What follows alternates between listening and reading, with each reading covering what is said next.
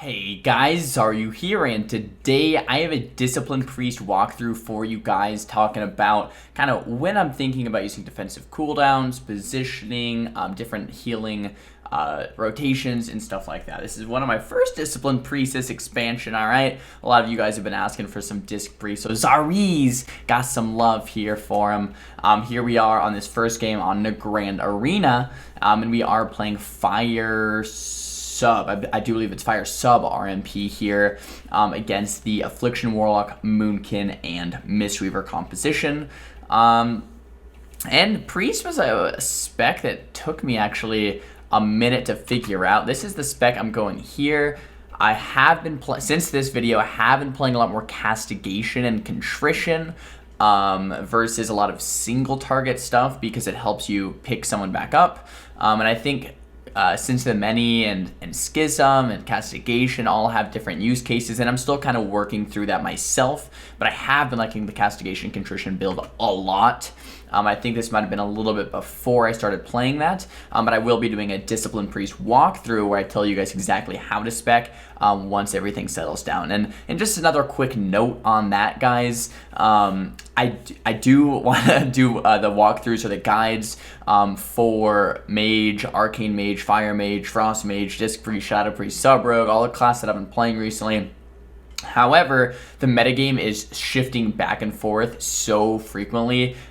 Different traits are being used, different talents are being used because things are getting buffed and nerfed about once a week at this point. So I don't want to do a guide until things settle down just a little bit. But let's hop into this game. So Ring of Peace comes out defensively on our Smoke Bomb from the enemy monk here. So it's actually really good. So we Smoke Bomb, Kidney Bomb on the Druid. The Ring of Peace comes down. They knock my Rogue out.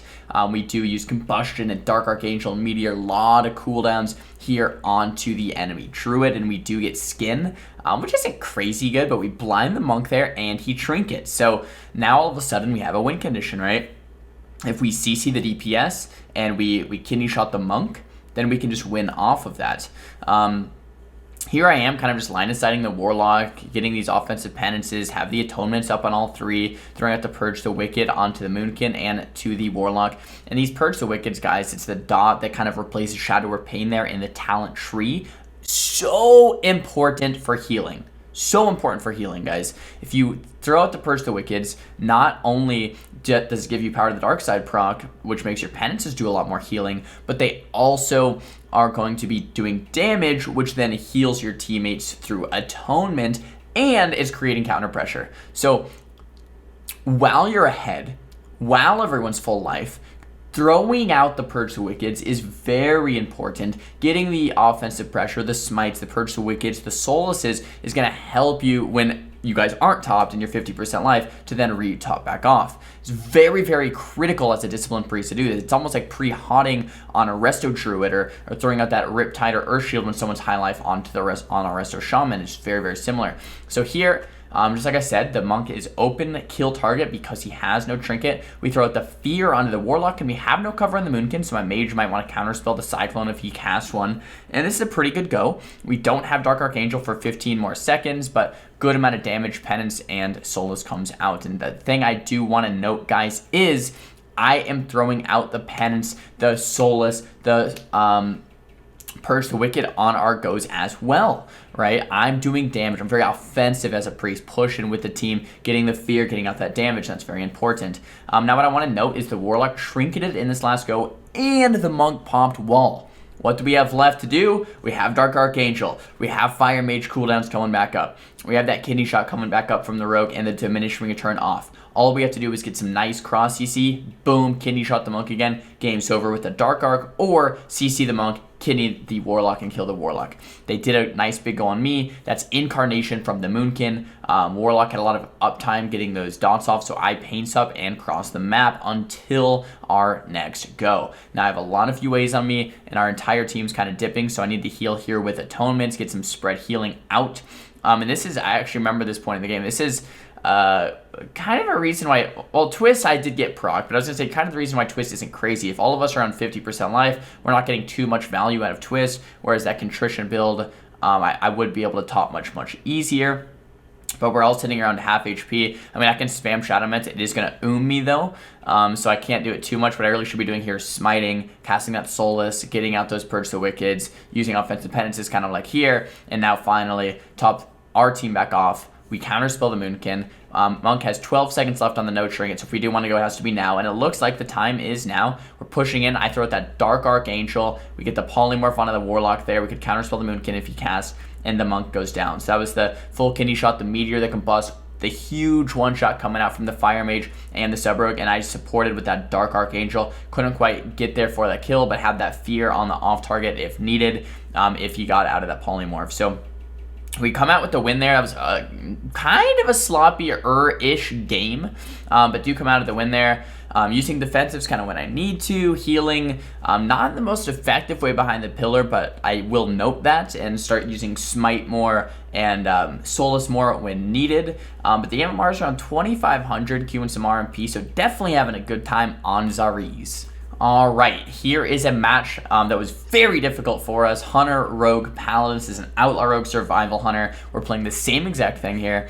And this comp, guys, gave us hell. I'm just going to be straight up honest with you. We were losing a lot to this comp. We actually ended the series with a couple wins. That's good after we kind of fixed the playstyle a bit. But defensively, it's just very difficult to actually survive. This map, not my absolute favorite map in the game, but I want to explain the intricacy of what I just did there. I run in and press Shadow or Death, aka Premonition, so that if I'm still out of combat, right? So if I do get sapped, it would break, and then the next global, I get in combat, so I can't get sapped anyway. So basically, I'm covering both bases here. We don't really have too much of an opener. We could open Pally, but it's a little scary because then we just get peeled with that Pet Sack and with the Rogue stuns. So we decided to kind of just hang out, play upstairs, and wait for a nice, good opener. Once the Hunter comes out of stealth, we can open up onto him, or at least that would be the goal.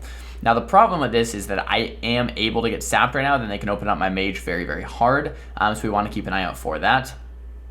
Kind of running down the ramp, see if I can get combat from the Pally, but it doesn't look like it. So thus far, it's kind of just a stalemate. I'm going to fast forward here until the opener. Hunter does come out, throw out that Purge the Wicked once again, throw out that Soulless once again, trying to get combat and trying to get some damage rolling. So when I get CC'd, he actually does receive some more healing, right, while I'm CC'd. That's another thing about Purge the Wicked. I get into that full trap, and the dots are ticking, which means Atonement heals are coming in.